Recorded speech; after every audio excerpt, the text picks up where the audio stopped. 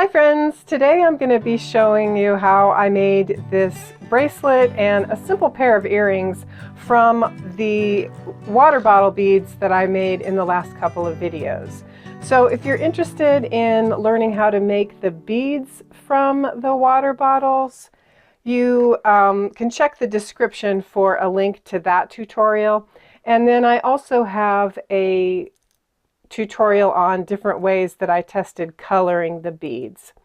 Now, I've had a lot of questions about the color fastness of the beads, and so before I make the jewelry or any more of the jewelry, I thought I would do a quick color fastness test just to ensure that the color isn't bleeding when the beads are exposed to water. One other note, I also did a quick tutorial on how to make this quick bead roller for rolling the beads, so you can check all of those links out in the description box. Just to quickly recap the different ways that I colored the beads, some of them I'm more worried about them bleeding than others. So I started with the clear beads, so I'm obviously not worried about any color fastness on those. I also tested out the allspice, if you saw my video, and that was kind of a failure. The beads pretty much just turned out clear. So again, I'm not concerned about the color fastness of that test. Next up, I did do the coloring with the turmeric, and I am going to test this one just because I'm a little bit concerned about the color fastness of this way of coloring the beads. Next up, I had two acrylic paint versions. So I used a metallic paint and I used just a matte yellow paint for these two. And I'm really, unless I have a terrible bleeding problem with some of the other ones, I'm not really concerned about those either. I also tested some fingernail polish, and I'm not at all concerned about the color fastness of those. I did have someone ask me if there was still an aroma, because I did mention that this particular method for coloring the beads is fairly strong, because you get the fingernail polish, you've got quite a lot of fingernail polish, and it is kind of a smelly way to color the beads. And what I would say about someone asked if the aroma stuck around for a long period of time, and I would say that you can still smell the fingernail polish if you really try to, but it's certainly not an overpowering way of, it's not overpowering, so it's an option, and it certainly would be color fast. I also did a version with some glue and glitter, and I'm not concerned about that color fastness. I have a couple that I did with alcohol ink. The blue, I used alcohol ink, and I also did a homemade alcohol ink version using a marker. This one I'm not going to test because I just feel like it didn't get that much color in it anyway, so if the blue doesn't bleed, I'm not going to worry about this orange version. And the last two that I did were using RIT fabric dye. Now, I've already made a bracelet and earrings out of the red, so I'm hopeful that that will be okay. I'm not going to test these. The green version I am going to test. So I'm going to test the RIT dye, the blue alcohol ink, and the yellow turmeric. And my testing method is not going to be super scientific, but I am just going to dunk a bead in the water, kind of shake it around for several minutes, and then allow it to dry and just see if I have any color bleeding into the water or onto the paper towel when the beads are drying. So I'm not going to make you sit through all of that, but I will be back when I have the results of these three items. And with any luck, there won't be a terrible lot of bleed, or maybe any color bleed. And then I definitely won't worry about my other samples.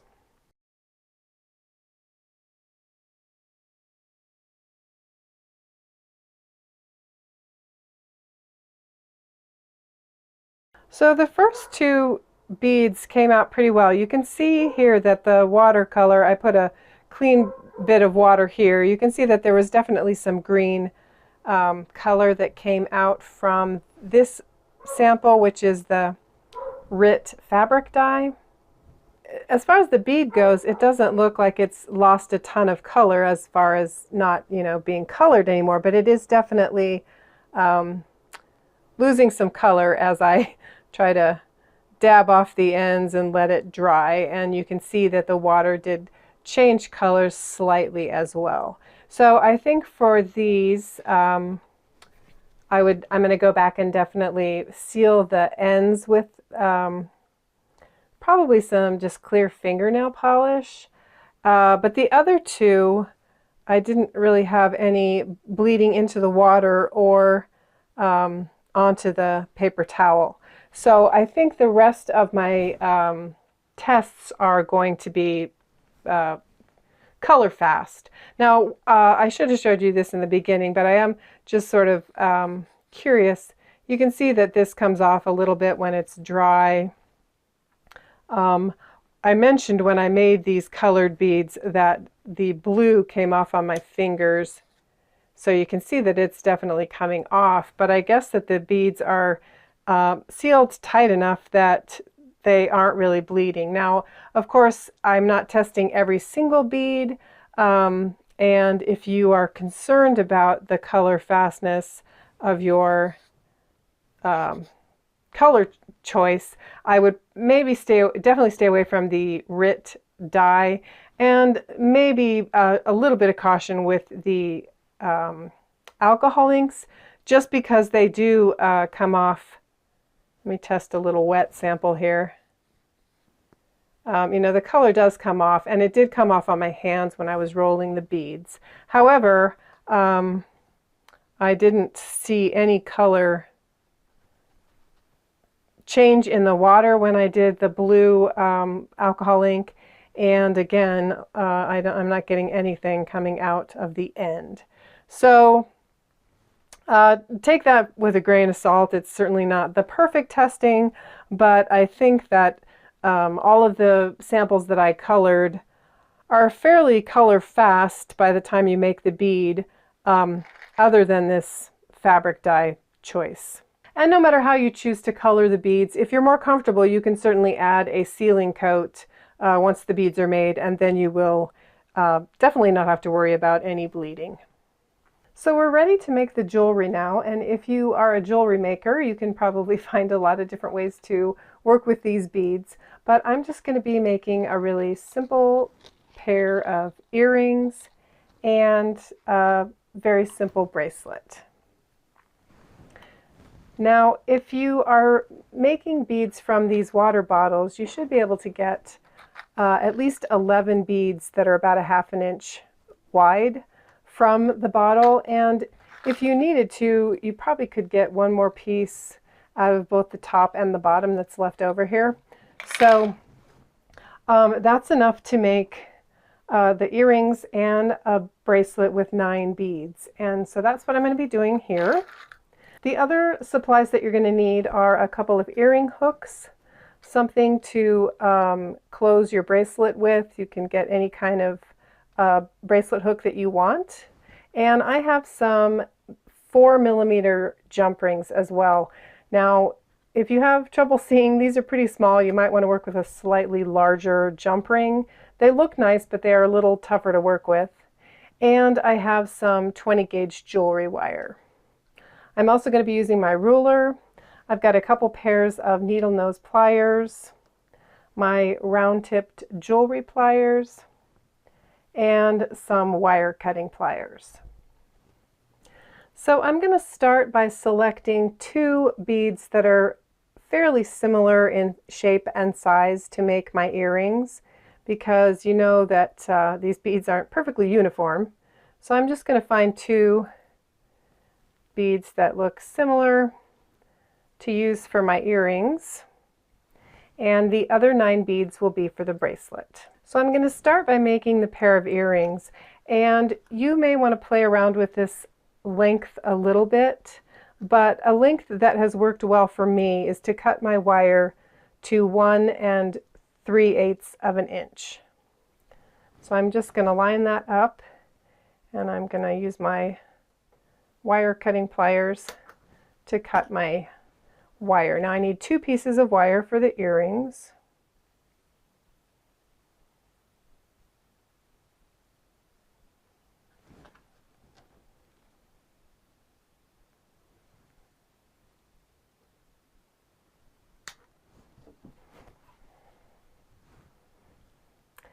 And if you've made any of these beads, you probably have noticed that some of the holes for the beads are different sizes. And I'm guessing that that is because the beads with the bigger holes are made with the smoother parts of the bottle, and the smaller holes are working with the ridged part of the bottle. And so it just is a little bit thicker material when you have the ridges in it.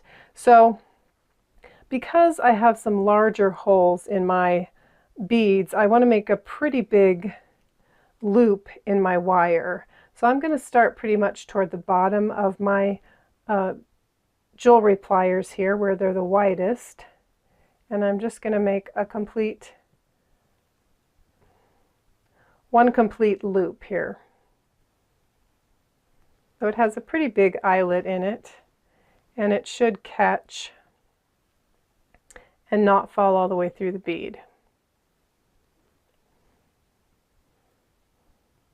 So once I have my one bead looped on, I'm going to go ahead and fold the wire on the other end to a 90-degree angle from the bead.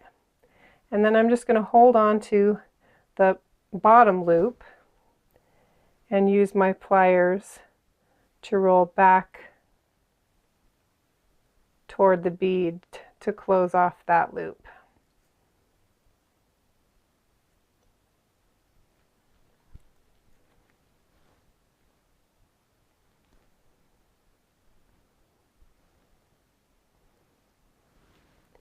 And then I'll just repeat that process for the second bead.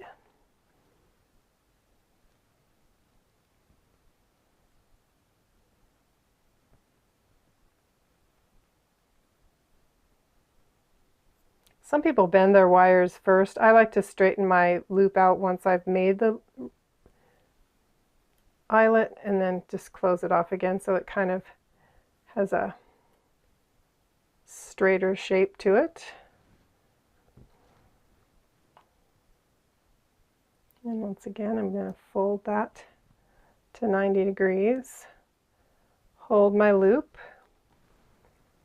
and roll my wire back toward my bend to close off that loop.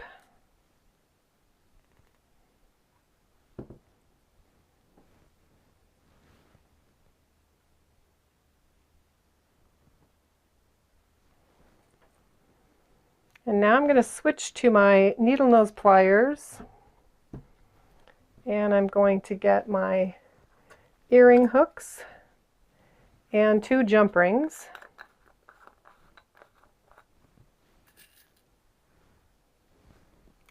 And I just want to find this split or opening in my jump ring, and then I'm going to grab it with both pliers and just twist to open that jump ring up. And then I'll loop on the water bottle bead and one of the earring hooks. And just do the reverse motion to close that jump ring.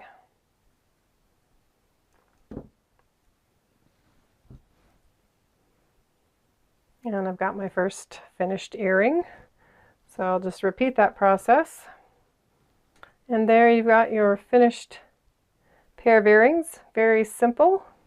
So to make the bracelet, I'm switching back to my jewelry cutting pliers and my round tipped jewelry pliers.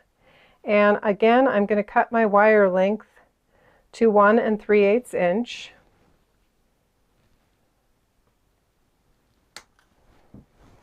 And now I'm going to assemble my first bead just like I did for the earrings.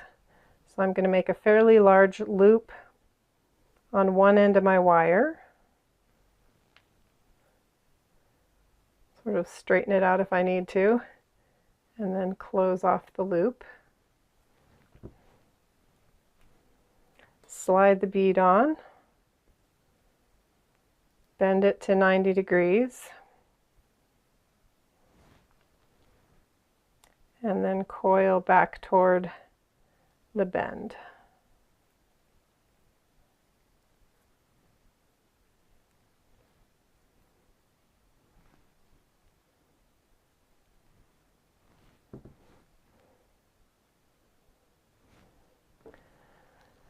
For the second bead and all of the beads after that, I'm going to do a slightly different maneuver, I guess. I'm going to start the same way. I'm going to make a large loop at the end.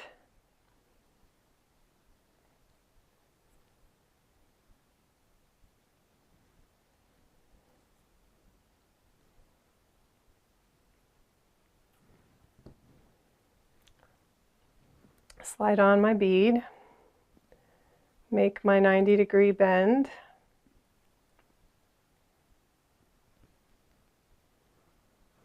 and then what I want to do is I want to hook my wire through my first bead. And this gets a little bit tricky to hold, but you just need to roll the wire back toward the bead again, but you want to make sure that you're catching that other bead ring. So you can use the different sizes of your jewelry pliers to kind of make that rounded shape and make sure that you're catching the wire ring from your first bead. So for the rest of these beads, I'm just going to continue with that system of assembly. So I'm going to cut my wire,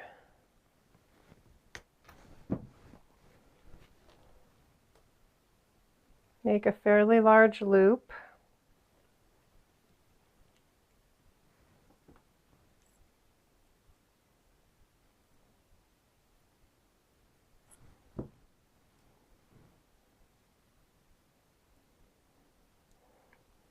bend the wire, and hook on my chain of beads.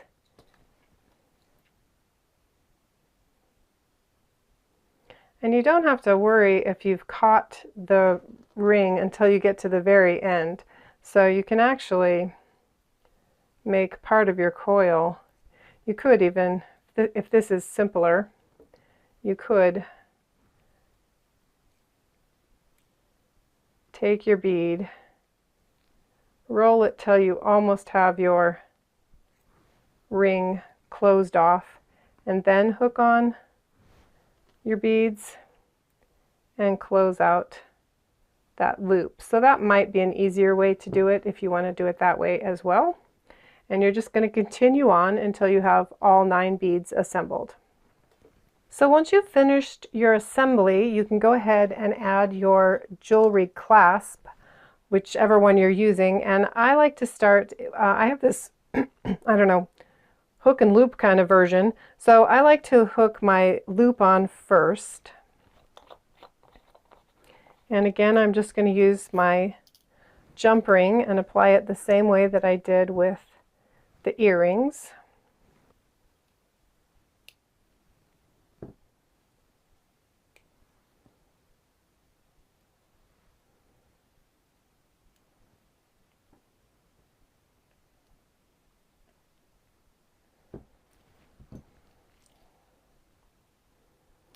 And I'm using this bracelet sort of as my length and my template because you want your bracelets to be 7.5 to 8 inches maybe. You might want yours to be a little bit longer even. And because of the variation of my bead size here, you can see that this bracelet isn't quite as long even though it has the same number of beads on it. So I'm just going to add some extra jump rings to the end of this one before I hook my little crossbar on. And that way I can make it a similar length. Now you could also add additional beads if you wanted to. Like I said, you could probably get a couple extra beads out of each bottle. Or you could cut your beads just a hair bigger. But just be aware that there is some variation, and you can adjust the length of your bracelet by either adding additional beads or by adding some additional jump rings. So I'm probably going to add 3 or 4 jump rings before I add my little crossbar. And then I'll have another finished bracelet. So that does it for today's project. Thank you so much for watching. Be sure to check all the extra resources that are linked in the description box. If you have any questions, let me know in the comments. I'd love to hear from you. There's also a place to sign up to receive the Upcycled Design Lab newsletter if you check the description box. One other thing, if you haven't already, I'd love for you to click that subscribe button to join my YouTube community. Thanks again, and I'll see you in the next video.